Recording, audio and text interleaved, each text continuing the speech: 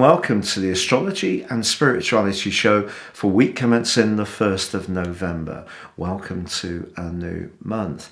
Now, Alisa, what's the Hermetic Wheel this week? We are moving on to a much more peaceful card this week. We have the Six of Cups. This is a card of nostalgia, childhood, moving on from past pain. The Six of Cups really shows us moving on from a difficult situation. We're moving forwards this week. We can make some real good headway emotionally. That sounds really good. Now, this week the Sun forges a new moon, so it goes alongside the moon on Thursday. But all of this week, the Sun is in opposition to the restless energies of Uranus. Both are in fixed signs. What are the fixed signs? Well, starting with Taurus, and then Leo, and then Scorpio, and Aquarius. Fixed signs like a degree of continuity. And that continuity gives fixed sign people a sense of security, particularly Taurus people. So Uranus being in the sign of Taurus has created a lot of push to Taurus people over the last few years, particularly with the gathering of energy in the 9th solar house for Taurus people of Capricorn a couple of years ago to make some significant changes.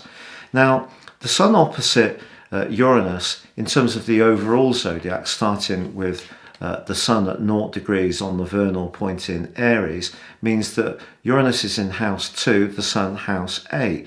And that's to do with resources. Taurus, everyday resources, making sure we have money for the bills and so forth. The 8th house is more about the longer terms or our shared resources. But also this axis can be about sensuality and sex, where we're most invested. Uranus can push us to be free, but it can also compel us in an exciting, quick way to connect. It just depends what's going on in each of our personal natal astrology situations.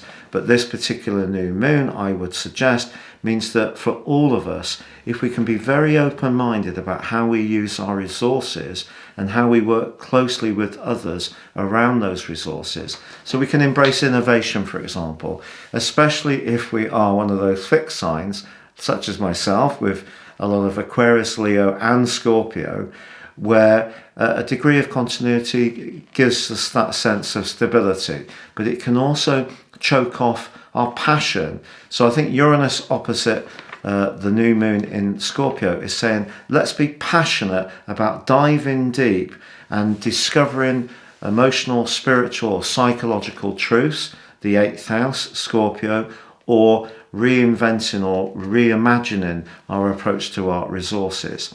Now this week is a very, very big week because Mercury also moves into the sign of Scorpio on Friday. So it's gone through an extremely extended journey through the sign of Libra. And it only comes out of shadow, the post-retrograde shadow, on the 3rd, so on Wednesday of this week. And so therefore, there's probably been a lot of talking, a lot of toing and throwing around various situations. As Mercury dives deep, it helps us to understand what people really mean rather than what they're saying. But Venus, the planet of relating, also moves this week into the sign of Capricorn, and it's going to be there for a very long time, through to the 6th of March. This is very rare. Venus usually takes 28 days to make its way through each sign, but it goes retrograde on the 19th of December, hence this extension in the sign of Capricorn. Venus is about relating, but it can also be about money, but it can also be about relationships, and it can also be about the aesthetics of life. The sign of Capricorn is, I would say, Venus asking or being asking of us to think about the relationships that are really solid and can give us some kind of sense of security, perhaps in a material sense. So business relationships are going to be very important for us all, or worldly relationships through to the 6th of March. But also it could see a relationship that's been a bit fun till now, take that next step towards being more formally committed. Or it could mean that a relationship that has been formally committed for a long time is going to go through a period of testing, particularly when Venus goes alongside Pluto for the whole of December. Also, at the very start of this week, Mercury and Jupiter are forging a beautiful link on Monday and Tuesday. So if there is something that needs to be posted, or there is a message that we want to receive, or a contract, there could be some good news coming in on those days. But just at the end of the week, Mars and Saturn are grating against each other, so things don't move quite as quickly as we want this week. I think we should take that in our stride, because Scorpionic energy is deep. It's not necessarily quick silver, even with Uranus flashing its magic around this whole week. So that's the astrology. Now, in terms of the birthday chart winner, we can't select anyone to tell you about now, because we're doing the show in advance. But if you have entered your detail in the week commencing the 25th show, then I will send you a 12-month forecast as soon as I'm possibly able to do. Now, what about the modality? What card are you going to choose? This week we're going to use something that we haven't used for quite a while, which is the Archangel Oracle cards. We used to use these We a lot used to use on the Daily Daily Show. Show a lot. Would you like to pick one? Yeah, okay, thank you. I'll just give them a shuffle first. Oh, clairvoyance. Clairvoyance. We've got clairvoyance here, and it's represented by I Archangel. do like Claire. She's a very nice girl.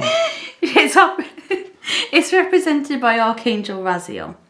So the words on this card say, I am helping your spiritual sight to awaken fully so you can clearly see heavenly love.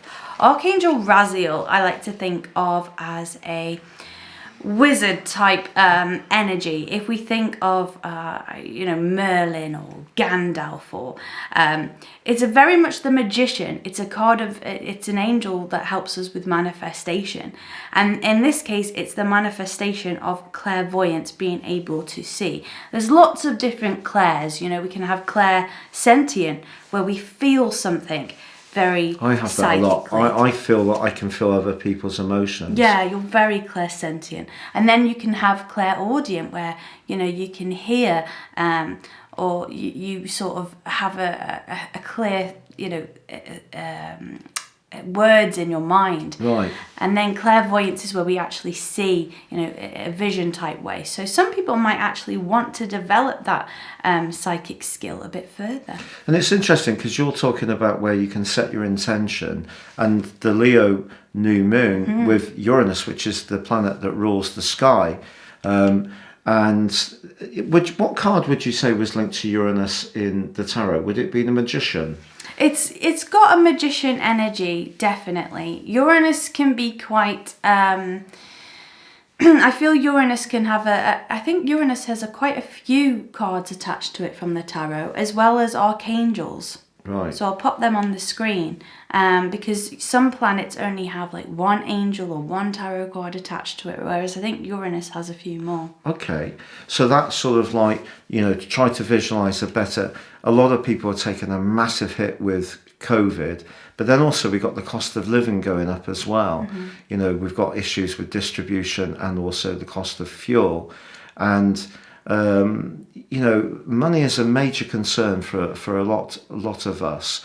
So if we're manifesting anything about Scorpio in terms of our, where our direction of travel is going around resources, Uranus is saying, to be, to magic up something by being inventive and innovative. And that card bears that out as well.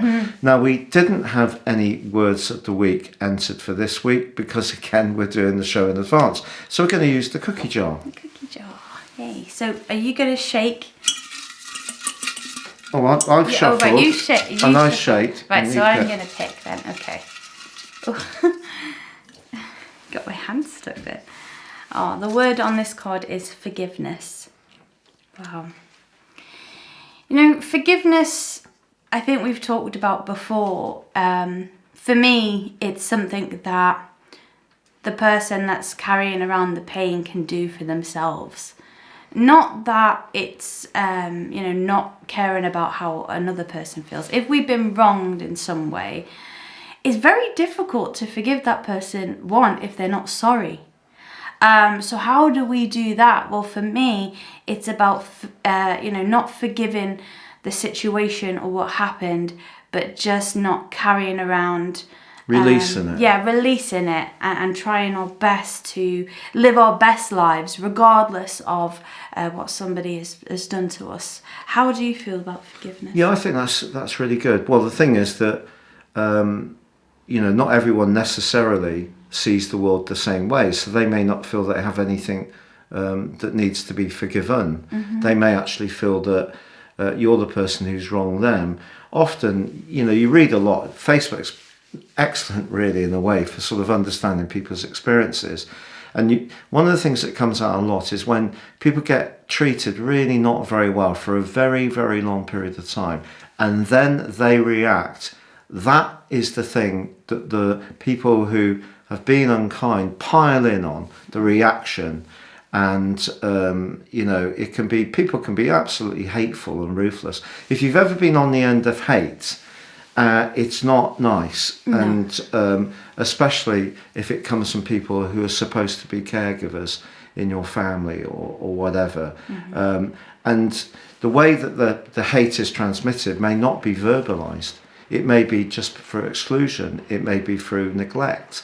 It may be through dismissiveness. It may be, hate may seem a strong word, but it is the opposite of love, if you like, and we all have perhaps a hope that people will be loving. And of course there are some people that we all find difficult, even if they're essentially okay people. They just, something about their energy jags on our energy, and we have to work hard at making sure that we're decent in those situations. That can happen frequently, I think, for all of us. Mm-hmm. So hate's a strong word, but forgiveness, yeah, maybe seeing not everyone just sees it the same way as us, but I think Elisa's point that we can work on releasing, because all the bitterness does is poisons ourselves, for sure. Definitely.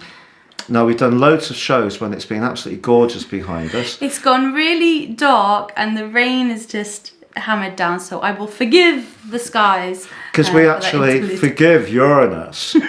Because we actually went for a swim in the sea yesterday with a friend. We did. It was quite comical, really, because they really struggled with the cold, but then got into it, and it was absolutely gripping. It was so fantastic. Yeah. And we're not sure how many times we can do it without a wetsuit now, because what would that be? That was the 23rd of October, which is pretty good. Yeah. But people go into the sea in Pembrokeshire on Christmas Day and New Year's Eve.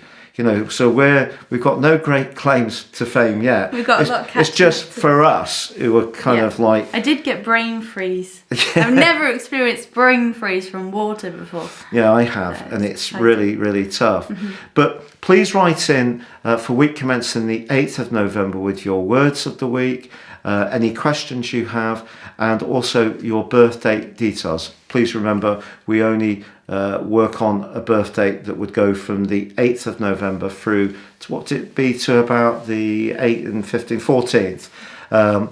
Not birthdays outside of that, because we like to keep it topical to that week.